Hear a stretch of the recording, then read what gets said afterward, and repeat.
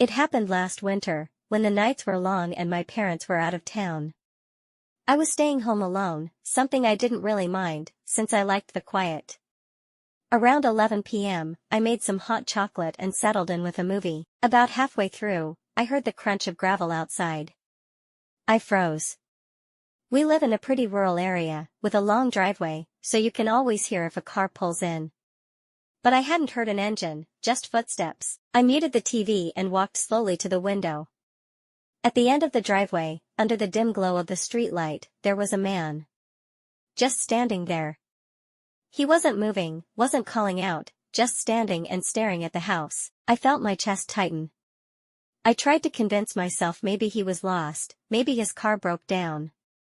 But something about the way he just stood there, perfectly still, made my skin crawl. I grabbed my phone to call the police, but when I looked back out the window, he was gone. I blinked, thinking maybe I imagined it. Then I heard the crunch of gravel again. This time, it was closer. I ran upstairs and locked my bedroom door. From my window, I peeked out. He was halfway up the driveway now, walking slowly, deliberately, as if he had all the time in the world. He never looked around, never made a sound. Just kept walking. My hands were shaking as I dialed 911. I whispered what was happening to the operator, and she told me to stay quiet, stay hidden, and that officers were on their way. While I was on the phone, I peeked again. He was almost at the porch now. Then, suddenly, he stopped. For a long time, he just stood there, facing the front door, not moving an inch.